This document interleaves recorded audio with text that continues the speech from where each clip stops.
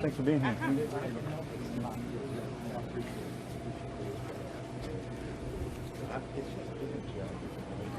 Ready? Good afternoon.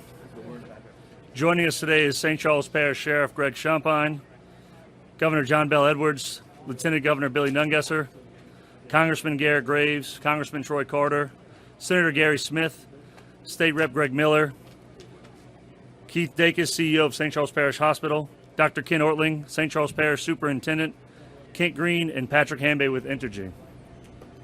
Let me first begin by saying that Hurricane Ida is the worst devastation that we have ever experienced here in St. Charles Parish.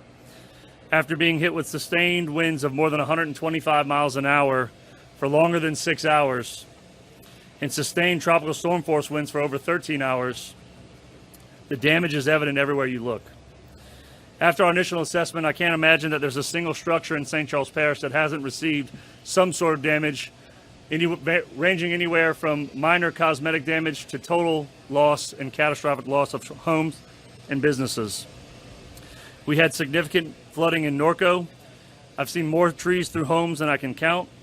The entire River Road corridor from Destrehan to St. Rose was impassable due to downed power lines and downed trees. And we've been flood fighting in Des Allemands and Bayou Gauche after the storm made landfall for the past 48 and 72 hours. For the past 72 hours, we've been also working tirelessly to clear those roads, restore our communications, and acquire essential resources from FEMA, GOSEP, for our residents in need. To say this has been a challenge is an understatement. At this point, it's critical to have Entergy get lines off of the roads, which I know they're working hard on, and they are making progress. Public Works crews and first responders, National Guard, are all working to clear roads that have been toppled with trees and other debris. However, there's still significant road closures throughout the parish, a significant number of roads that are inaccessible.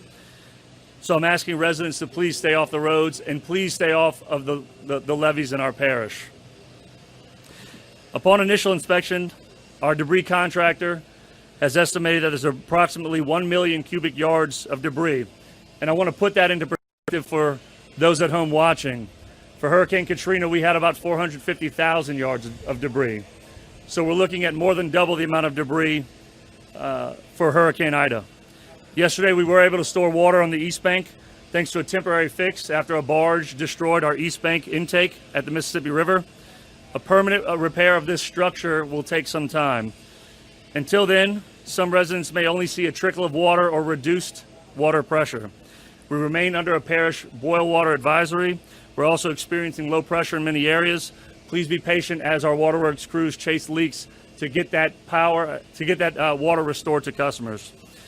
Again, power failure parish-wide, 100% power failure has made sewage a challenge. We have not very many lift stations that have generator backup, so residents need to conserve water. We've requested generators. We're working on getting those in. We received about 6 or 7 today. We need about 40 more to get our system really in a good place. So sewer is critical at this point in time. We want you to conserve sewer and limit your sewer. We have over 240 lift stations in this parish, so it is a tough challenge when you don't have power to get sewer moved. Earlier today, we also announced a pod distribution site, and thanks to our National Guard, GOSEP, and our St. Charles Parish Sheriff's Office led by Greg Champagne, we were able to put this site on and provide ice, water, and MREs. It's going to operate from 8 to 5. Residents should stay tuned for potential changes in pod distribution. As we all know today, that the pod caused significant delays in traffic and caused significant delays for recovery for Public Works, the Sheriff's Office, Entergy, and more. We are working to establish a distribution location at the East Bank, and we're working on getting power lines removed from that location to get the East Bank station open for that pod. Additionally, resources from FEMA, including blue tarps, are on the way. I've been in communication with President Biden's top advisors, including Cedric Richmond and our Congressional delegation who are here with us today, to get more resources into St. Charles Parish. I'm asking residents to stay tuned to official sources of communication and look for that information to sign up for assistance through FEMA through GOSEP and through St. Charles Parish at various times. Pelican Waste will begin minimal trash collection starting tomorrow. This is going to be a long process, but they will start getting normal trash off of the streets. Residents can expect to see debris starting to be picked up no later than Monday or Tuesday. We're going to work as fast as we can to get debris off of the streets to help our residents get back in their homes and get back to normal. We ask that you do follow the FEMA guidelines when it comes to separating debris. That's going to make debris removal that much easier. So as you can see, look, there's a lot of moving parts to this. Today is only day 3 after the most devastating storm that we've had in St. Charles Parish. So I know our residents are resilient. We're a tough people. St. Charles Parish residents take care of one another. So we're asking you to check in on friends and family, help everyone out, help out your neighbors. Before I turn it over to the governor, I just want to say thank you to the massive team behind the scenes who have made all this happen. We've had more than 400 parish employees who've been working nonstop to start the process of getting our parish back up and running. Our EOC has been staffed with people from various agencies. Our sheriff's office, our volunteer fire departments, and state fire departments, Lang and the like. St. Charles Parish School Board as well. So thank you. I'm going to turn it over to Governor Edwards.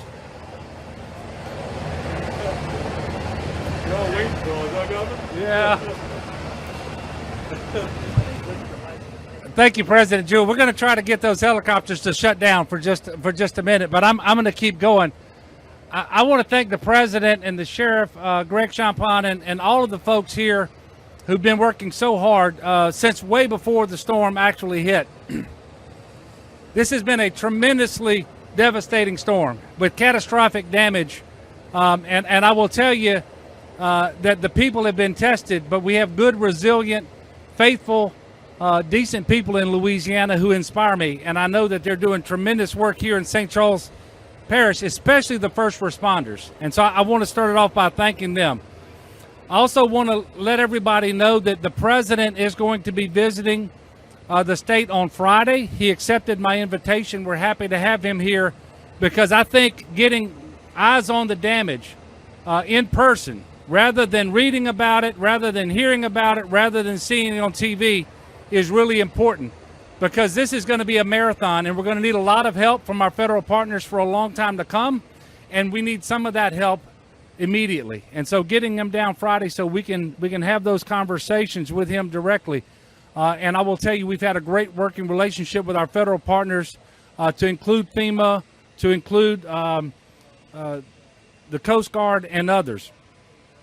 I just want to put out a little bit of information today so that people can help us to help them.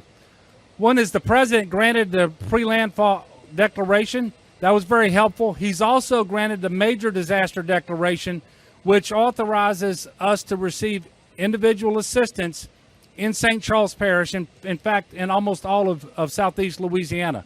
But people have to register in order to take advantage of that. And so I'm going to encourage people to register for assistance. You go to disasterassistance.gov, or you can call 800-621-3362. Already, there have been more than 204,000 people in Louisiana register for this assistance, and FEMA has already made available $73 million. Both of those figures are records. FEMA has never gotten to that number of registrants this fast after a storm. There's some other things that you can do to help. We announced earlier today that through the Corps of Engineers, FEMA has authorized Blue Roof. And so individuals in St. Charles Parish, and really in any parish that received hurricane force winds, can register for Blue Roof. This is free. It is a professionally installed tarp that will make your home habitable. And to register for the program, we're asking that you go to blueroof.us. You have to fill out a questionnaire, and you'll have to give a right of entry authorization. And you can also call 888-ROOF BLUE. And I will tell you that since we announced this about 2.5 hours ago, there have been more than 6,000 people register in that time period. Currently, we have sheltered in about 32 shelters across the state of Louisiana, about 2,655 individuals.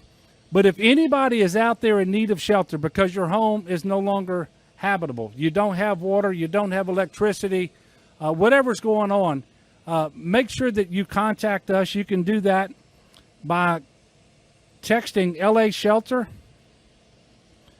to 898-211, or you can call 211. There's an awful lot of work that has to go on in order to get people's lives right side up again. We know that electricity is a big part of that. I know it's hard. It's hot. It's humid. The storm was just came through a couple of days ago. I can tell you people working extremely hard. The infrastructure has been very heavily damaged, and it's going to take some time. I know that Entergy and others are doing their very best. There was some good news today, and it's limited, and I don't want to exaggerate it. We started off today with more than 1 million homes and businesses without power. I think, as last I heard, there were about 12,000 businesses and homes that were powered up. But that was a feed that came out of New Orleans East, and it does have the potential to get to this area relatively soon. The problem is there's a lot of damage to the distribution system here, and we're trying to make sure that it's able to take that power as soon as possible. And I know you're going to get a briefing from Entergy in just a few moments. I just want to encourage people to be patient. It is very hard to sustain life in St. Charles, Louisiana right now, and that's true for all of Southeast Louisiana. The water system is really poor. Electricity is non-existent. Communications actually started getting a little bit better today. We have not figured out the fuel situation. 2/3 of our refineries went down. They're very long lines for limited gas and diesel. We are working on that. Our federal partners are working on that. I know there's a congressional delegation call. The White House is working on that. We're working with the private sector as well. We don't have that figured out yet. I'm very optimistic that we're going to have some positive announcements soon. But the point I'm trying to make is, if at all possible, if you're at a place outside of your home and outside of an affected parish, don't come back before the parish tells you that they are ready to receive you, because you're just going to create another demand on a system that can't withstand the demand that it currently has. And our hospitals are really in a difficult place right now. They were full before the hurricane hit with COVID patients. We've had to do a number of evacuations, including out of the Oxnard Hospital here in St. Charles Baptist Parish. The schools are not going to be in session. So if you can stay where you are, please stay where you are and take your directions from your parish, and call your Office of Emergency Preparedness if you have any questions about that. I can tell you that the offices here in St. Charles Parish and in most of Southeast Louisiana state offices will be closed at least until the Tuesday following Labor Day. And so state workers should look at the list there to make sure they know whether they are going to be going back to work tomorrow. I think I'm going to stop here because I know we've got a couple of congressmen. I want to thank them for working so hard. And I want to thank the sheriff and all of the first responders. We've got the entirety of the National Guard, and we have people coming in from out of state, from other National Guards, and we're going to end up with over 10,000 soldiers on the ground. We have law enforcement officers. Obviously, everybody in Louisiana is mobilized, but we've got them coming, state troopers and sheriff's deputies coming from out of state. We've got more linemen on the ground right now than at any point in Louisiana's history to restore electricity. This is a nationwide effort. And so I want to thank everybody for their work. I want to thank our congressional delegation. And I'm going to ask the sheriff to come up now and share some comments with you. And then I know there'll be some questions at the end of the prepared remarks. Thank you. Thank you. Thank you, Governor, and thanks to all of our congressmen, state legislators, my Senator Smith, and everybody for showing up today, and Representative Miller. It's great that you came out today. It's unfortunate you had to come out today. I think, as those of us who live here know, I can honestly say in my 63 years of life that I have ridden out every single hurricane that came to St. Charles Parish. Every single one. None of them compared to the ferocious weather that we experienced Sunday night. Nothing like it. So we're damaged. We're going to come back. It's going to be one step at a time. And everybody wants everything to happen now. You're hot. You're miserable. are unlivable right now. There's water coming into the roof, and unfortunately, we seem to be getting more rain showers every day. So we're working to help them. But despite all that, I'm so proud of them, and I want to give a shout out to them right now. They're out there with their heads high, and they're working hard to protect you and your property. Some of our residents are still evacuated. As the governor said, don't come back till the officials want you to come back. I can tell you, we want you to come back. But we want you to come back if you're self-sufficient and you can handle yourself. If you are out and you want to come back, the roads are open and we welcome you. But be aware, there is very little fuel. There is almost no grocery. It's happening a little bit at a time. Buy your groceries, get your gas, get your ice, and try and be prepared to live here for a week in a house with no air conditioning, with no food, and no gas availability. So come back self-sufficient. You're welcome to come back. And if you don't want to wait in lines like we had today, that's going to happen. We had such an influx. It went on for hours, but a lot of people have needs right now. We understand that. We're going to deal with it. Secondly, if you are out of town, please don't spread rumors on social media. We've had to deal with rumors that there were looters running through neighborhoods here and there on multiple occasions. It all turned out to be unfounded. We have had some incidents of theft and crime. We always do. We always do, and there are some, unfortunately, despicable individuals who take advantage of the neighbor being gone, and most of it is pretty much confined to some local neighborhoods and some of the same actors we've dealt with for years and years. I can tell you, we're going to be out in force tonight, as we will every night, with almost 3 times the normal contingent of patrol officers. We have transferred detectives and everybody that's available, school resource officers, bailiffs, they're all available. We're going to have them out on the streets tonight. You're going to see the lights flashing.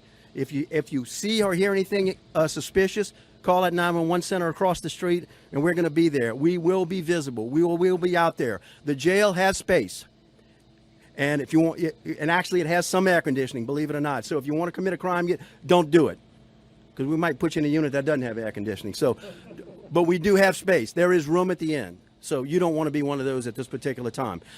If you are fortunate and you've got a generator at your home, it's very dark out there. Dark, dark, dark. If you can put on a floodlight or one of your lights, we want to get as much light going as possible. We know some people are fortunate. We do hear the generators running. Throw on that outside light. Let's shed some light on the situation. It'll help us do our jobs. So that's it. We're gonna curfew. We do have a curfew, which we will have in effect from. It's basically dusk to dawn, 8 o'clock until I think 5:30 or something like that. So that helps us patrol the neighborhoods. We understand people are passing through on Highway 90. Interstate, we can't shut down all the highways. This is primarily for neighborhoods. We don't want anybody lurking around, prowling around neighborhoods. So that's primarily where the focus of this curfew is. So please stay home if you're not there. If you're out on the street, if you're walking the streets, and of course those individuals know who they are, you're subject to being detained. You're subject to being arrested for being out there for that. We are committed, despite the fact that our people are having their own issues. We're committed to the protection of your property and your lives. Be careful out there. We've had some accidents of people hurting themselves with chainsaws, even had some broken bones. As you're going to hear, our hospital availability right now is very, very limited.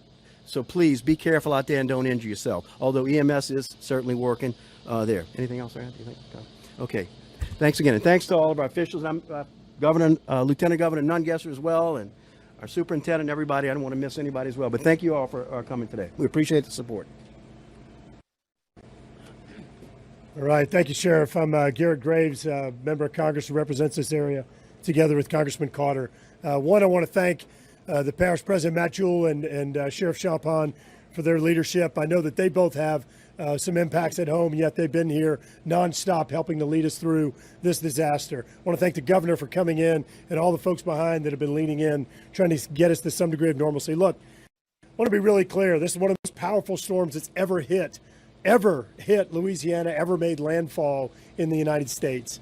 We're well aware there's no electricity, cell phones aren't working well, internet's down, water's not working, wastewater sewer systems aren't working either. Number one, we have Verizon right here, AT&T right there. We're working on restoring cell service. Number two, fibers have been severed all over Louisiana. Those are being restored one by one, helping to restore internet access across South Louisiana. Next, this is going to be one of the most impactful storms in regard to power. The governor noting that nearly 1 million homes and businesses out of power, nearly 1 million. And those are being put back online every single day, but it is power pole by power pole all across Louisiana. There are, I believe, 25,000 electrical workers that have been brought into Louisiana to help get this back online. That's being addressed. And all of that kind of cascades into the water and wastewater systems that need electricity to function. And we are well aware of the fuel issue, and the governor mentioned it as well. We've seen the lines, we've sat in the lines, like y'all have for 45 minutes to refuel your vehicle. We just had a conference call with the White House, with Department of Energy, with the fuel producers, refiners, all of them, talking through where the obstacles are, what the impediments are. Look, Louisiana refines as much oil and gas as virtually any other state in America, which is a good thing because it means it's close by, but it's a bad thing because it means those refineries were impacted as well. But we've got a plan to get those back online as quickly as possible. So we're working through every single one of these things, but I'll tell you, it is phenomenal having the attention of the President of the United States, the governor, the parish president, the sheriff, the legislator, and everybody else, because all eyes are on getting us back to recovery, getting us back to restoration, getting us back to some degree of normalcy. Thank you. Congressman Troy Carter. Thank you. Thank you very much. And at the risk of being redundant, I'll be very brief. Likewise, I'd like to thank all the officials, certainly thank our governor, thank Parish President, our sheriff, our lieutenant governor, senators and representatives that are here, and to all of our law enforcement, all of our people who are out on the street delivering firsthand search and rescue. We want to take a moment to say thank you. We've got people that are out there risking their lives. They leave their families to go out and protect ours. We should let them know that we appreciate it. It's been a daunting task to travel the state and see the devastation that has impacted our communities. But like before, these kind of events bring out the best of us, and in some knuckleheads, it brings out the worst. But overwhelmingly, the people of Louisiana have demonstrated that they're resilient, that we're hardworking, and we will get through this. I'm happy to report, as has been said, that we've been in communication with the White House every day, and resources are on the way. The president will be here on Friday, as it was stated, on the ground to see and to show that he's committed the federal resources to not only build back, but to build back better. Thank you. Lieutenant Governor, would you like to say a couple words? Yeah. Representative Miller or Lieutenant Governor?